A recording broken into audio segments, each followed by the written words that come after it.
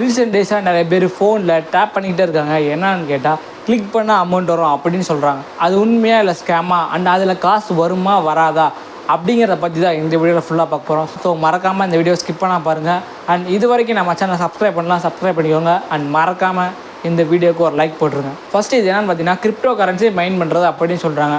அது என்ன crypto currency அப்படின்னா ஹாம்ஸ்டர் காம்பேக்ட் அப்படிங்கிற ஒரு கிரிப்டோ கரன்சி இருக்குது. ஸோ அது என்னென்னா இந்த மாதிரி நீங்கள் ஒரு ஆப் டவுன்லோட் பண்ணி அதில் நீங்கள் கிளிக் பண்ணிட்டே இருந்தீங்கன்னா உங்களுக்கு ஒரு காயின்ஸ் ரிவார்டாக கிடைக்கும். அண்ட் அதை நீங்கள் கிரிப்டோ கரன்சி எக்ஸ்சேஞ்ச் பண்ணிக்கலாம் அப்படின்னு சொல்கிறாங்க. கிளிக் பண்ணால் மட்டும் ஒரு கிரிப்டோ கரன்சி மைன் பண்ண முடியுமா அப்படிங்கிறது ஒரு கேள்விக்குரிய. ஏன்னா கிரிப்டோ கரன்சி மைன் பண்ணுறது அப்படிங்கிறது ஒரு பெரிய விதமான ப்ராசஸ். ஃபஸ்ட்டு கிரிப்டோ கரன்சி அப்படின்னா என்னென்னு பார்த்துருவோம். இப்போ நார்மலாக நம்ம யூஸ் பண்ணுற கரன்சி பார்த்திங்கன்னா ஒரு ஃபிசிக்கல் ஃபார்மில் இருக்கலாம், இல்லை டிஜிட்டல் ஃபார்மில் இருக்கலாம்.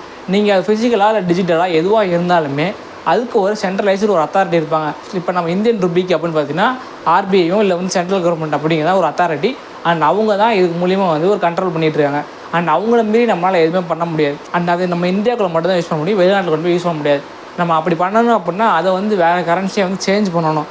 பட் அதுவே கிரிப்டோ கரன்சியில் என்ன அப்படின்னா அது ஒரு டிஜிட்டல் ஃபார்மில் மட்டும்தான் இருக்கும். அண்ட் அது எக்ஸிஸ்ட் ஆகிருக்கா இல்லையாங்கிறதே தெரியாது. அண்ட் அதை நீங்கள் எந்த கண்ட்ரியில் வேணால் யூஸ் பண்ணிக்கலாம். அண்ட் அதுக்கு ஒரு சென்ட்ரல் அத்தாரிட்டி அப்படிங்கிறது யாருமே கிடையாது. யாரும் அதை ஓன் பண்ணல, யாரும் அதை சொந்தம் கொண்டாடவும் முடியாது. அது ஒரு இண்டிபெண்டன்டான ஒரு விஷயம்.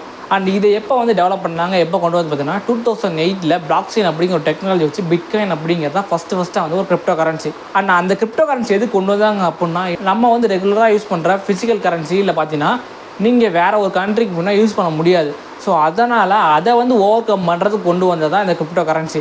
அண்ட் இப்போ அந்த கிரிப்டோ கரன்சியை ஒரு இன்வெஸ்ட்மெண்ட்டாகவே மாற்றிட்டாங்க. ஸோ இப்போ யார் வேணால் ஒரு கிரிப்டோ கரன்சி கிரியேட் பண்ணிக்கலாம் அப்படின்னா அது ஒரு பெரிய ப்ராசஸ் தான். பட் ஆனால் யார் வேணால் ஒரு டோக்கன் ஈஸியாக கிரியேட் பண்ணிக்க முடியும். ஸோ இப்போது பார்த்தீங்கன்னா பிளாக்செயின், எத்தீரியம் இந்த மாதிரியான பெரிய பெரிய நெட்ஒர்க்ஸில் இருக்குது. ஸோ அந்த நெட்ஒர்க்லேருந்து நீங்கள் ஒரு பிளாக் புதுசாக கிரியேட் பண்ணி உங்களுக்கும் ஒரு டோக்கன் கிரியேட் பண்ண முடியும். அது ரொம்பவே சிம்பிளான ஒரு விஷயம் தான். யார் வேணால் ஒரு டோக்கன் கிரியேட் பண்ணிக்கலாம். இந்த மாதிரி நிறைய டோக்கன்ஸ், மீம் காயின்ஸ்லாம் வந்துட்டுருக்கு. அப்படிப்பட்ட ஒரு விஷயம் தான் அப்படின்னு பார்த்தீங்கன்னா இந்த ஹாம்ஸ்டர் காம்பேக்ட் அப்படிங்கிற ஒரு காயினும். ஸோ இந்த காயினை நீங்கள் மைன் பண்ணுறதுக்கு அவங்க கொடுத்துருக்கிறதா ஒரு ஆப். அந்த ஆப்பில் நீங்கள் கிளிக் பண்ணால் மட்டும் போதுமே உங்களுக்கு கிரிப்டோ காயின் மைன் ஆகிட்டே இருக்கும். அண்ட் அது உங்களுக்கு ரிவார்ட் தருவாங்க அப்படின்ட்டு. ஸோ இதான் ஃபஸ்ட்டு அந்த கிரிப்டோ காயின் அப்படின்னா கண்டிப்பாக கிடையாது. இதுக்கு முன்னாடியே நாட் காயின், டான் காயின் இந்த மாதிரி பல மீம் காயின்ஸ் இருக்குது. அண்ட் இது மட்டும் இல்லாமல் இப்போ ஒரு ட்ரெண்டிங்காக இருக்க ஒரு காயின் பார்த்தீங்கன்னா சிப், அதுவுமே ஒரு மீம் காயின் தான். இது எல்லாமே பார்த்தீங்கன்னா ஒரு டோக்கன்ஸ் மூலிமா ரன் ஆகக்கூடியதான்.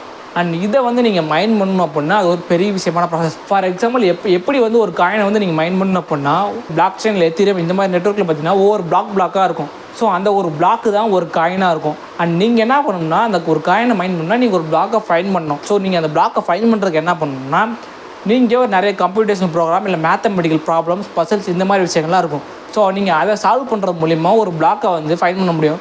அண்ட் அந்த மேத்தமெட்டிக்கல் ப்ராப்ளமையும் அதோட பசல்ஸையும் நீங்கள் சால்வ் பண்ணுறதுக்கு என்ன பண்ணணும்னா ஏகப்பட்ட கம்ப்யூட்டேஷன் பவர் தேவைப்படும். சிபியு, ஜிபியு இந்த மாதிரியான பல விஷயங்கள் தேவைப்படும்.